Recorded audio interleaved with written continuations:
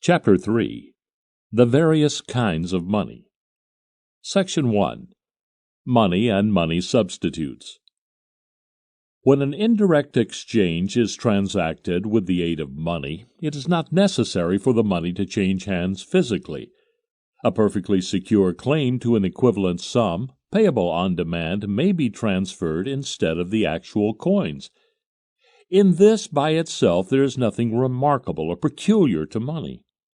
What is peculiar, and only to be explained by reference to the special characteristics of money, is the extraordinary frequency of this way of completing monetary transactions.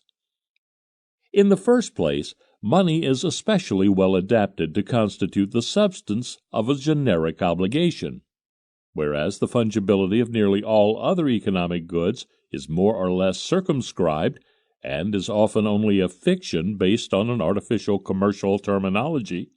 That of money is almost unlimited. Only that of shares and bonds can be compared with it.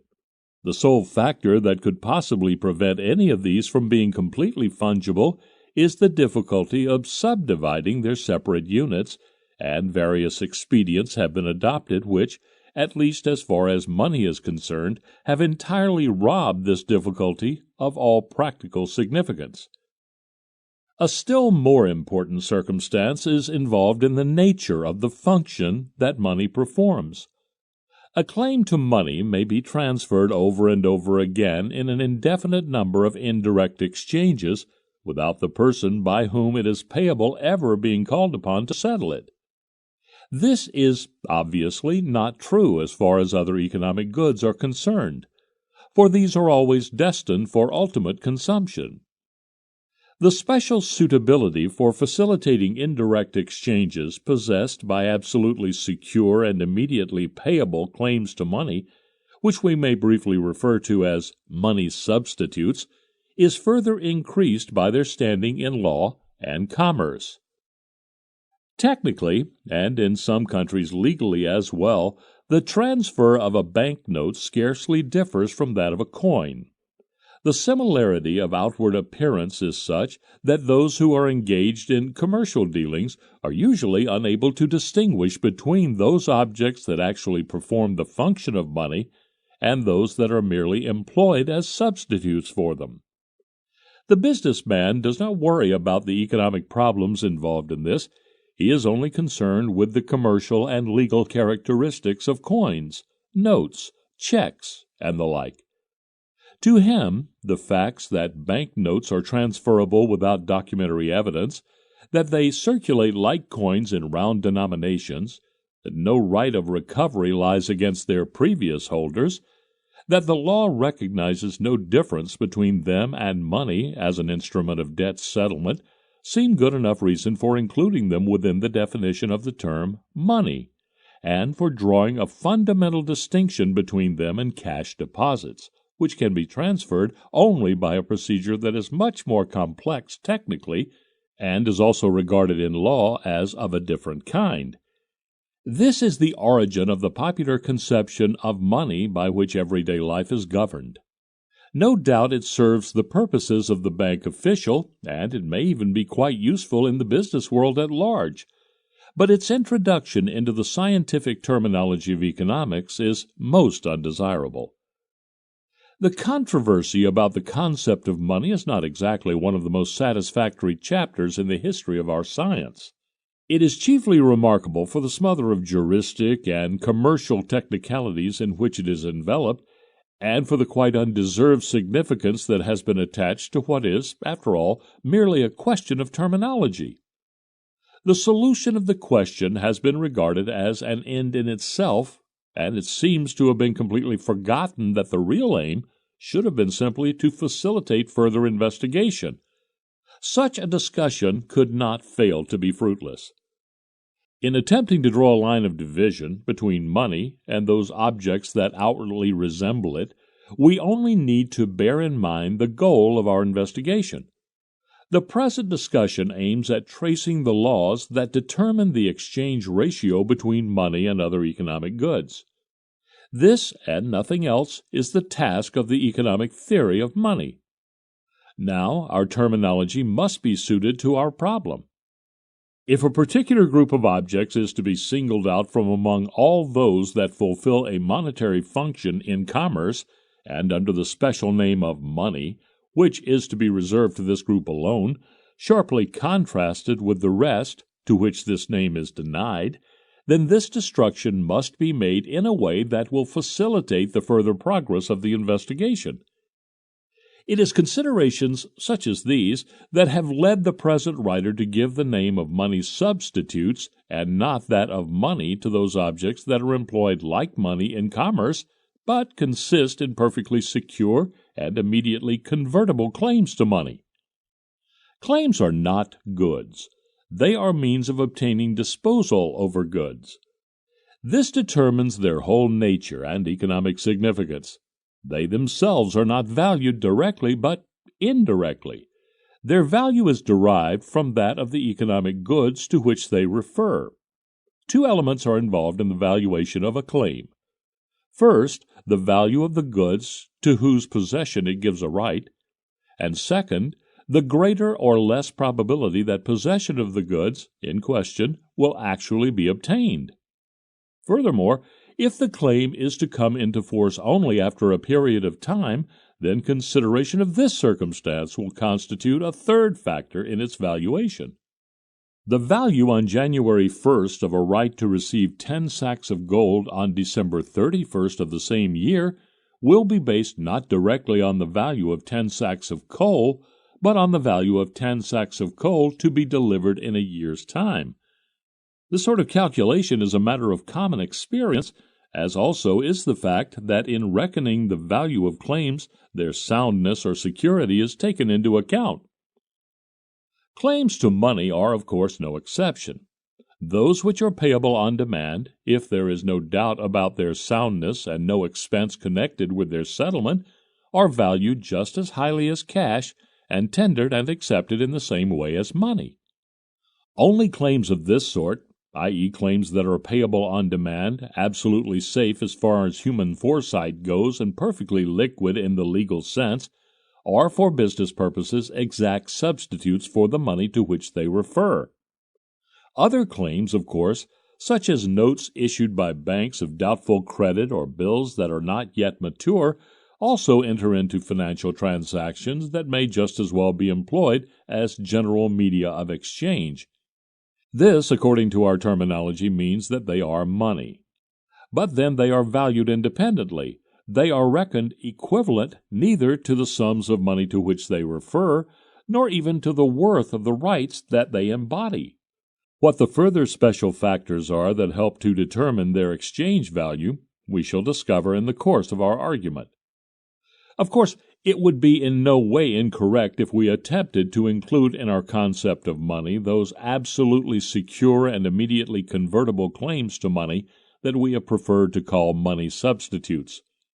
But what must be entirely condemned is the widespread practice of giving the name of money to certain classes of money substitutes, usually banknotes, token money, and the like, and contrasting them sharply with the remaining kinds, such as cash deposits. This is to make a distinction without any adequate difference, for banknotes, say, and cash deposits differ only in mere externals, important perhaps from the business and legal points of view, but quite insignificant from the points of view of economics. On the other hand, arguments of considerable weight may be urged in favor of including all money substitutes without exception in the single concept of money. It may be pointed out, for instance, that the significance of perfectly secure and liquid claims to money is quite different from that of claims to other economic goods. That whereas a claim on a commodity must sooner or later be liquidated, this is not necessarily true of claims to money. Such claims may pass from hand to hand for indefinite periods, and so take the place of money without any attempt being made to liquidate them. It may be pointed out that those who require money will be quite satisfied with such claims as these, and that those who wish to spend money will find that these claims answer their purpose just as well, and that consequently the supply of money substitutes must be reckoned in with that of money, and the demand for them with the demand for money. It may further be pointed out that whereas it is impossible to satisfy an increase in the demand, say, for bread, by issuing more bread tickets without adding to the actual supply of bread itself, it is perfectly possible to satisfy an increased demand for money by just such a process as this. It may be argued in brief that money substitutes have certain peculiarities of which account is best taken by including them in the concept of money. Without wishing to question the weight of such arguments as these, we shall, on grounds of convenience, prefer to adopt the narrower formulation of the concept of money, supplementing it with a separate concept of money substitutes. Whether this is the most advisable course to pursue, whether perhaps some other procedure might not lead to a better understanding of our subject matter, must be left to the judgment of the reader. To the author it appears that the way chosen is the only way in which the difficult problems of the theory of money can be solved. Section 2. The peculiarities of money substitutes. Economic discussion about money must be based solely on economic considerations, and may take legal distinctions into account only insofar as they are significant from the economic point of view also. Such discussion, consequently, must proceed from a concept of money based not on legal definitions and discriminations, but on the economic nature of things. It follows that our decision not to regard drafts and other claims to money as constituting money itself must not be interpreted merely in accordance with the narrow juristic concept of a claim to money. Besides strictly legal claims to money, we must also take into account such relationships as are not claims in the juristic sense, but are nevertheless treated as such in commercial practice because some concern or other deals with them as if they actually did constitute claims against itself. There can be no doubt that the German token coin minted in accordance with the Coinage Act of July 9, 1873, did not in law constitute claims to money. Perhaps there are some superficial critics who would be inclined to classify these coins actually as money because they consisted of stamped silver or nickel or copper discs that had every appearance of being money. But despite this, from the point of view of economics, these token coins merely constituted drafts on the national treasury. The second paragraph of Section 9 of the Coinage Act, in its form of June 1, 1909, obliged the Bundesrat to specify those centers that would pay out gold coins on demand in return for not less than 200 marks worth of silver coins or 50 marks worth of nickel and copper coins. Certain branches of the Reichsbank were entrusted with this function. Another section of the Coinage Act, Section 8, provided that the Reich would always be in a position actually to maintain this convertibility.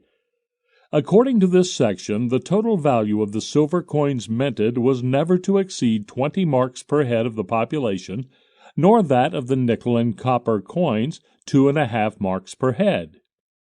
In the opinion of the legislature, these sums represented the demand for small coins, and there was consequently no danger that the total issue of token coinage would exceed the public demand for it.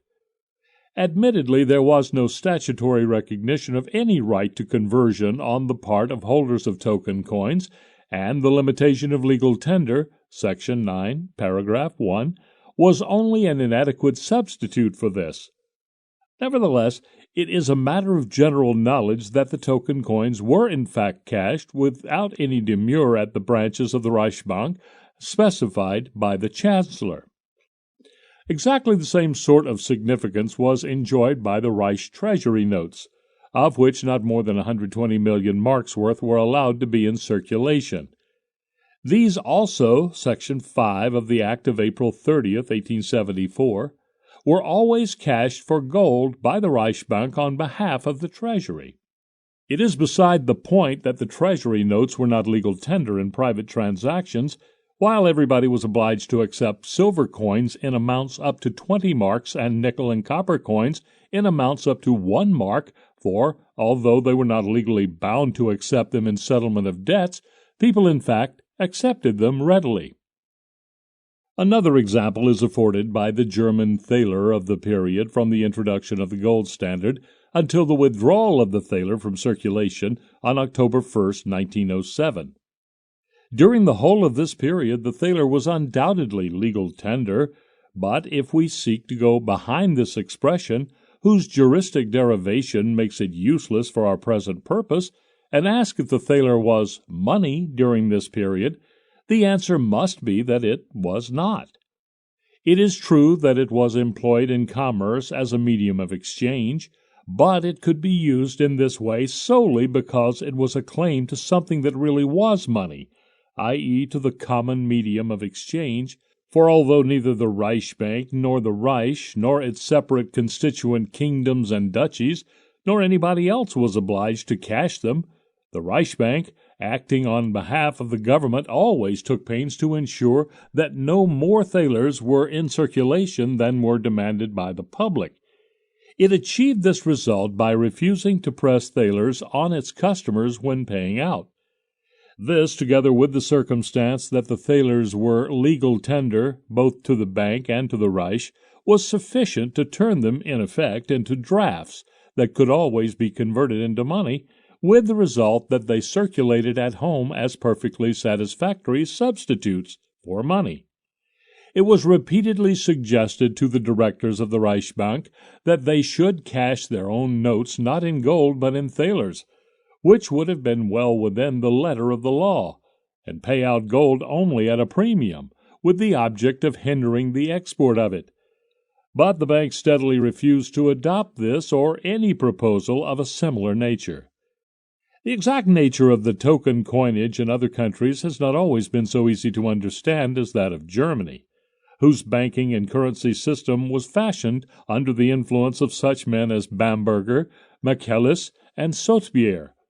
In some legislation, the theoretical basis of modern token coinage policy may not be so easy to discover or to demonstrate as in the examples already dealt with.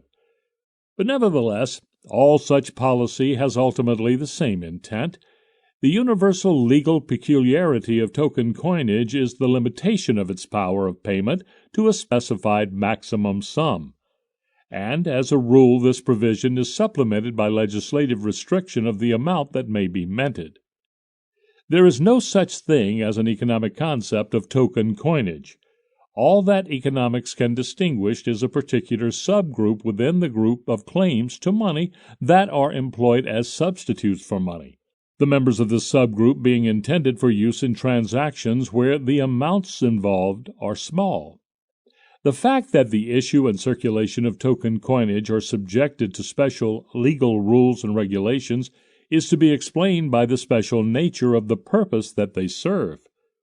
The general recognition of the right of the holder of a banknote to receive money in exchange for it, while the conversion of token coins is in many countries left to administrative discretion, is a result of the different lines of development that notes and token coinage have followed respectively. Token coins have arisen from the need for facilitating the exchange of small quantities of goods of little value. The historical details of their development have not yet been brought to light, and almost without exception, all that has been written on the subject is of purely numismatical or metrological importance.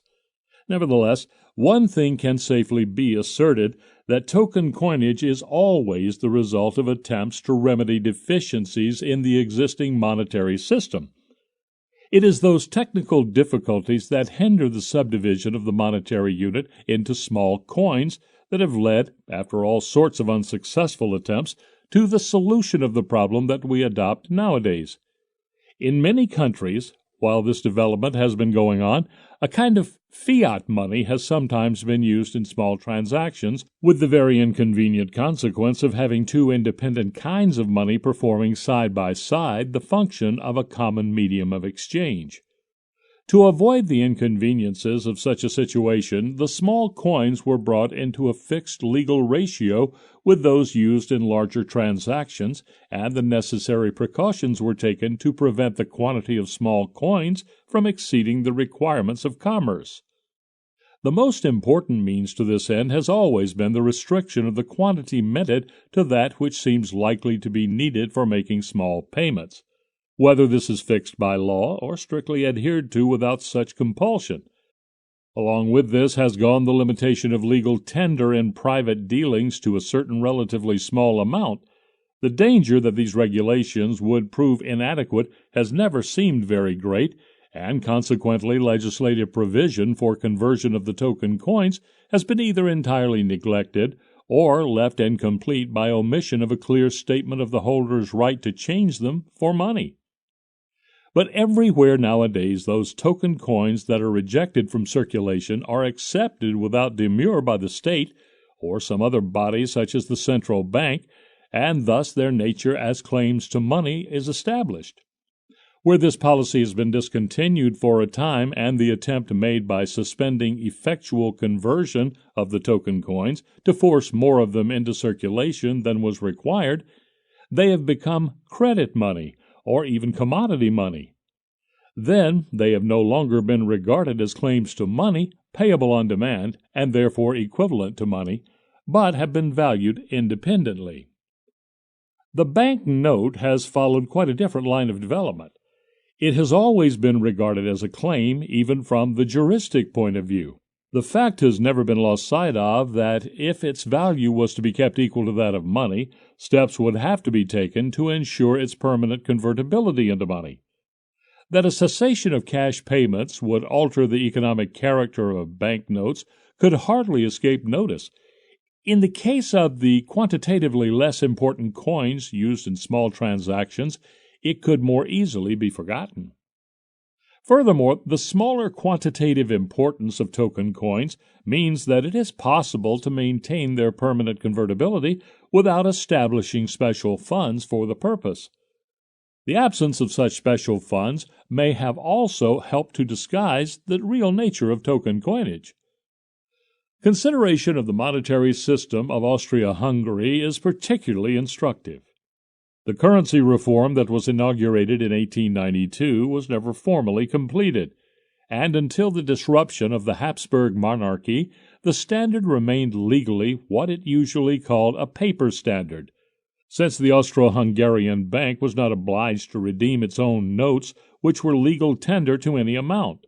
Nevertheless, from 1900 to 1914, Austria-Hungary really possessed a gold standard, or gold exchange standard, for the bank did in fact readily provide gold for commercial requirements. Although, according to the letter of the law, it was not obliged to cash its notes, it offered bills of exchange and other claims payable abroad in gold, checks, notes, and the like, at a price below the upper theoretical gold point. Under such conditions, those who wanted gold for export naturally preferred to buy claims of this sort, which enabled them to achieve their purpose more cheaply than by the actual export of gold. For internal commerce as well, in which the use of gold was exceptional since the population had many years before gone over to banknotes and token coins, the bank cashed its notes for gold without being legally bound to do so. And this policy was pursued not accidentally or occasionally or without full recognition of its significance, but deliberately and systematically with the object of permitting Austria and Hungary to enjoy the economic advantages of the gold standard. Both the Austrian and the Hungarian governments, to whose initiative this policy of the bank was due, cooperated as far as they were able. But in the first place, it was the bank itself which had to ensure, by following an appropriate discount policy, that it would always be in a position to carry out with promptitude its voluntary undertaking to redeem its notes. The measures that it took with this purpose in view did not differ fundamentally in any way from those adopted by the banks of issue in other gold standard countries. Thus the notes of Austro-Hungarian Bank were in fact nothing but money substitutes. The money of the country, as of other European countries, was gold. Section 3. Commodity money, credit money, and fiat money. The economic theory of money is generally expressed in a terminology that is not economic, but juristic. This terminology has been built up by writers, statesmen, merchants, judges, and others whose chief interests have been in the legal characteristics of the different kinds of money and their substitutes. It is useful for dealing with those aspects of the monetary system that are of importance from the legal point of view, but for purposes of economic investigation it is practically valueless. Sufficient attention has scarcely been devoted to this shortcoming, despite the fact that confusion of the respective provinces of the sciences of law and economics has nowhere been so frequent and so fraught with mischievous consequences as in this very sphere of monetary theory. It is a mistake to deal with economic problems according to legal criteria. The juristic phraseology, like the results of juristic research into monetary problems, must be regarded by economics as one of the objects of its investigations. It is not the task of economics to criticize it, although it is entitled to exploit it for its own purposes. There is nothing to be said against using juristic technical terms in economic argument where this leads to no undesirable consequences. But for its own special purposes, economics must construct its own special terminology. There are two sorts of things that might be used as money. On the one hand, physical commodities as such, like the metal gold or metal silver, and on the other hand, objects that do not differ technologically from other objects that are not money, the factor that decides whether they are money being not a physical but a legal characteristic. A piece of paper that is specially characterized as money by the imprint of some authority is in no way different, technologically considered, from another piece of paper that has received a similar imprint from an unauthorized person, just as the genuine 5-franc piece does not differ technologically from a genuine replica. The only difference lies in the law that regulates the manufacture of such coins and makes it impossible without authority. In order to avoid every possible misunderstanding, let it be expressly stated that all that the law can do is to regulate the issue of coins, and that it is beyond the power of the state to ensure, in addition, that they actually shall become money, that is, that they actually shall be employed as a common medium of exchange. All that the state can do by means of its official staff is to single out certain pieces of metal or paper from all the other things of the same kind, so that they can be subjected to a process of valuation independent of that of the rest. Thus, it permits those objects possessing the special legal qualification to be used as a common medium of exchange, while the other commodities of the same sort remain mere commodities. It can also take various steps with the object of encouraging the actual employment of the qualified commodities as common media of exchange. But these commodities can never become money just because the state commands it. Money can be created only by the usage of those who take part in commercial transactions. We may give the name of commodity money to that sort of money that is at the same time a commercial commodity, and that of fiat money to money that comprises things with special legal qualification. A third category may be called credit money, this being that sort of money which constitutes a claim against any physical or legal person. But these claims must not be both payable on demand and absolutely secure. If they were, there could be no difference between their value and that of the sum of money to which they referred, and they could not be subjected to an independent process of valuation on the part of those who dealt with them. In some way or other, the maturity of these claims must be postponed to some future time. It can hardly be contested that fiat money, in the strict sense of the word, is theoretically conceivable. The theory of value proves the possibility of its existence. Whether fiat money has ever actually existed is, of course, another question, and one that cannot offhand be answered affirmatively. It can hardly be doubted that most of those kinds of money that are not commodity money must be classified as credit money, but only detailed historical investigation could clear this matter up. Our terminology should prove more useful than that which is generally employed. it should express more clearly the peculiarities of the processes by which the different types of money are valued. It is certainly more correct than the usual distinction between metallic money and paper money. Metallic money comprises not only standard money, but also token coins and such coins as the German thaler of the period 1873 to 1907, and paper money, as a rule, comprises not merely such fiat money and credit money as happens to be made of paper, but also convertible notes issued by banks or the state. This terminology is derived from popular usage. Previously, when more often than nowadays metallic money really was money and not a money substitute, perhaps the nomenclature was a little less inappropriate than it is now.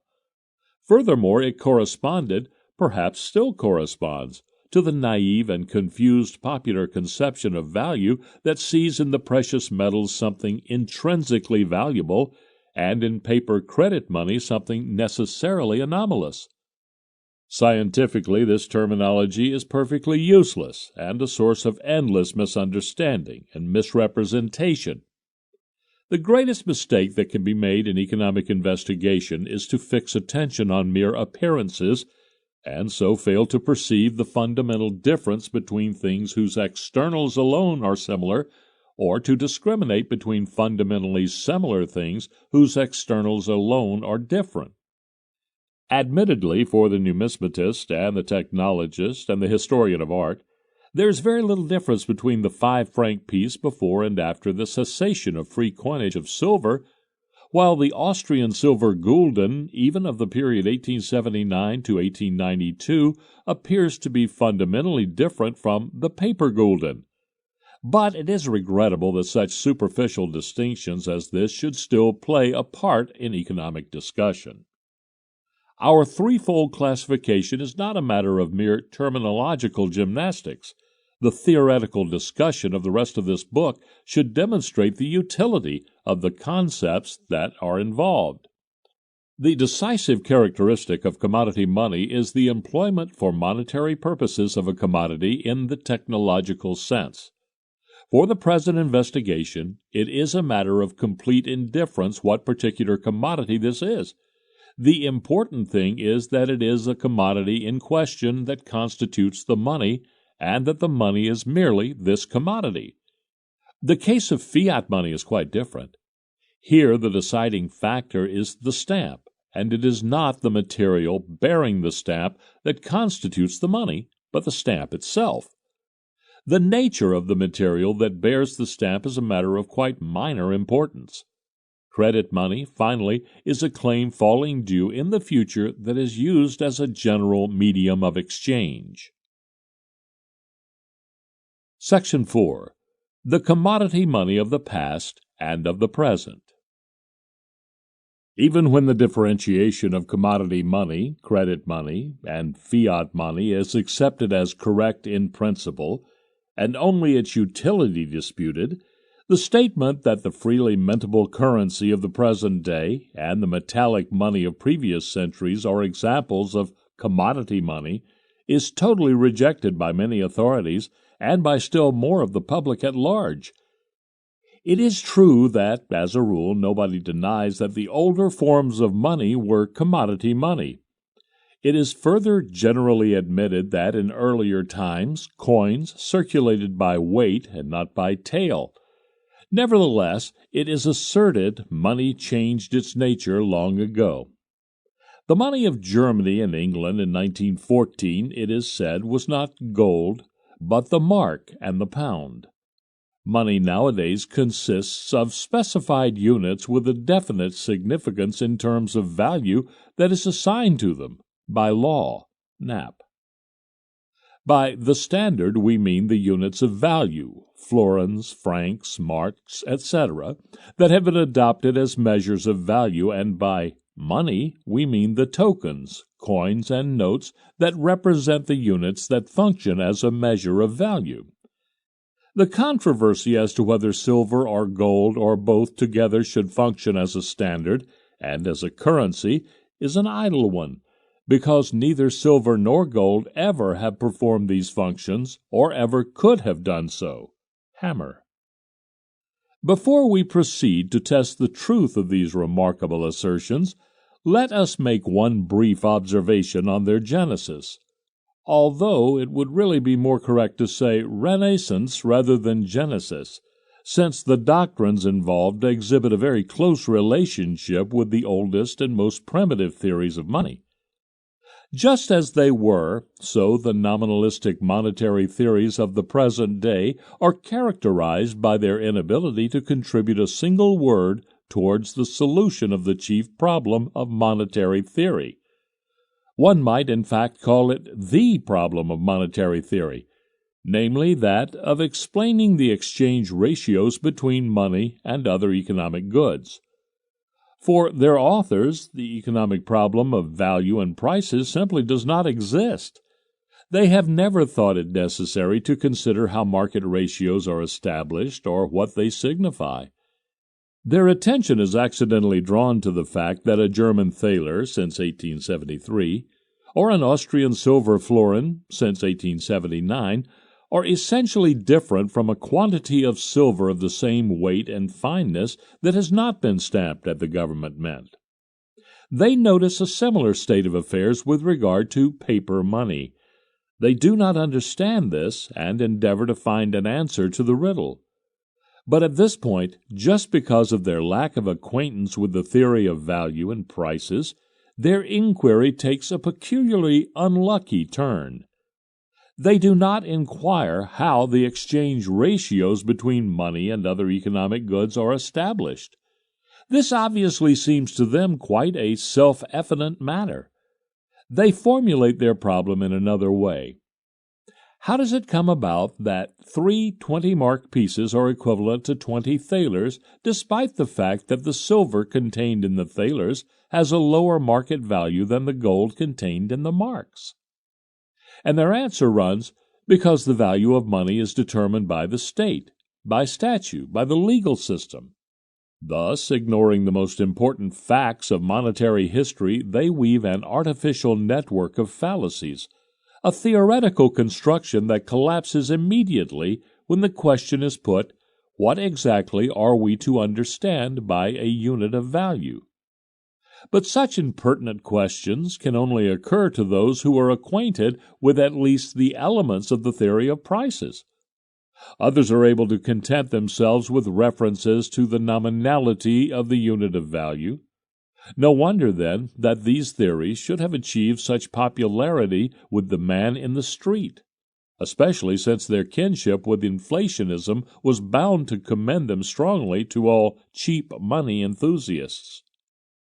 It may be stated as an assured result of investigation into monetary history that at all times among all peoples the principal coins have been tendered and accepted, not by tale without consideration of their quantity and quality, but only as pieces of metal of specific degrees of weight and fineness.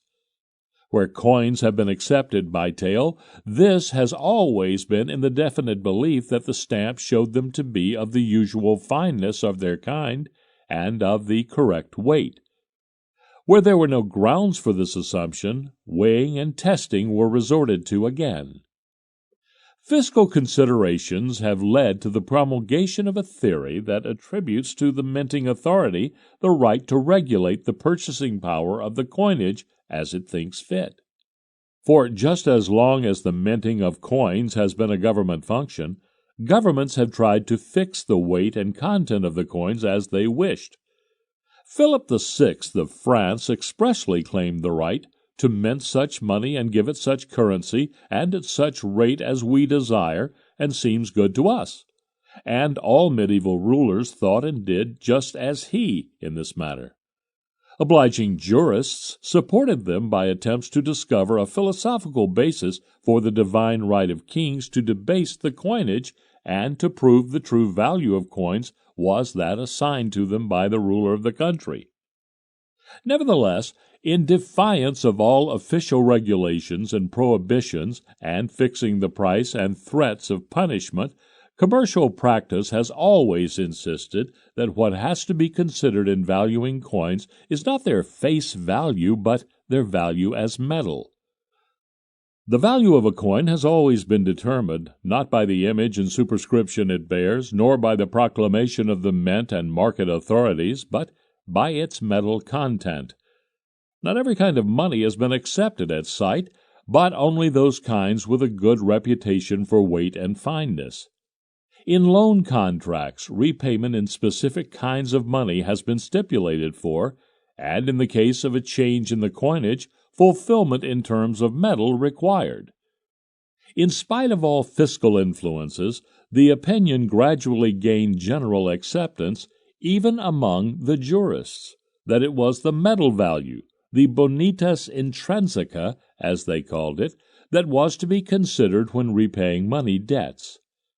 Debasement of the coinage was unable to force commercial practice to attribute to the new and lighter coins the same purchasing power as the old and heavier coins. The value of the coinage fell in proportion to the diminution of its weight and quality. Even price regulations took into account the diminished purchasing power of money due to its debasement. Thus, the Schöffen, or assessors of Schweinitz, in Silesia, used to have the newly minted pfennigs submitted to them, assess their value, and then in consultation with the city council and elders fix the prices of commodities accordingly. There has been handed down to us from 13th century Vienna a forma institutionis, que fit per civium arbitrarum annuatum tempor quo denari renovantur pro rerum venalium qualibet emptione, in which the prices of commodities and services are regulated in connection with the introduction of a new coinage in the years 1460 to 1474. Similar measures were taken on similar occasions in other cities. Wherever disorganization of the coinage had advanced so far that the presence of a stamp on a piece of metal was no longer any help in determining its actual content, commerce ceased entirely to rely on the official monetary system and created its own system of measuring the precious metals. In large transactions, ingots and trade tokens were used. Thus, the German merchants visiting the fair at Geneva took ingots of refined gold with them and made their purchases with these, employing the weights used at the Paris market instead of using money.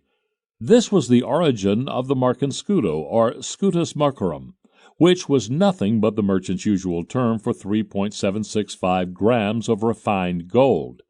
At the beginning of the 15th century, when the Geneva trade was gradually being transferred to Lyon, the gold mark had become such a customary unit of account among the merchants that bills of exchange expressed in terms of it were carried to and from the market.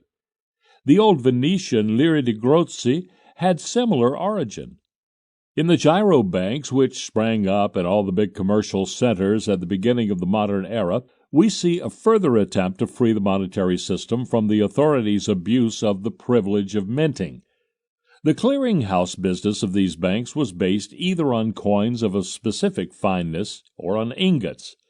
This bank money was commodity money in its most perfect form.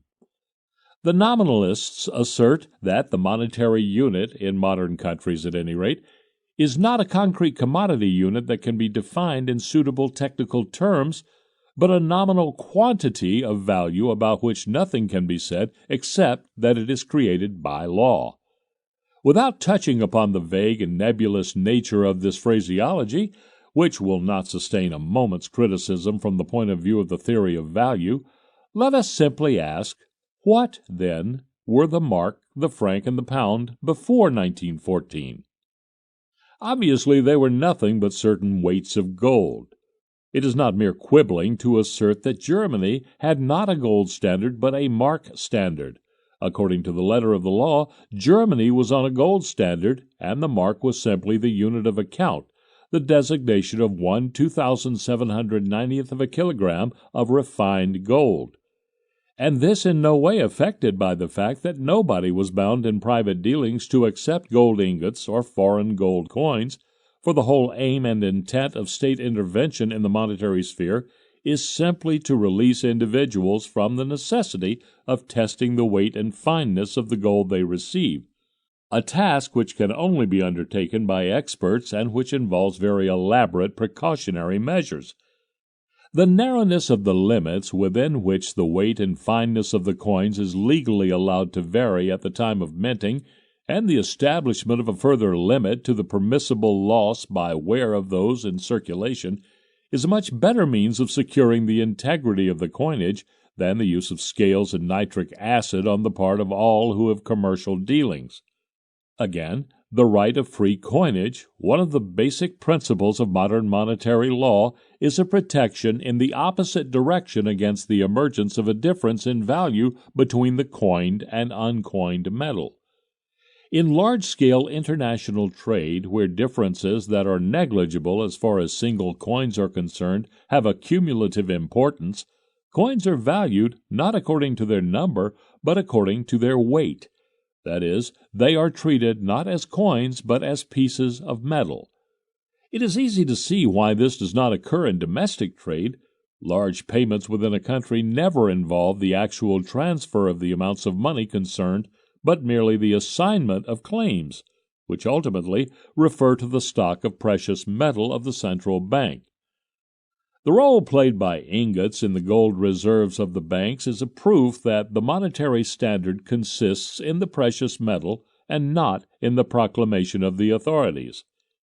Even for the present-day coins, so far as they are not money substitutes, credit money, or fiat money, the statement is true that they are nothing but ingots whose weight and fineness are officially guaranteed. The money of those modern countries where metal coins with no mint restrictions are used is commodity money just as much as that of ancient and medieval nations.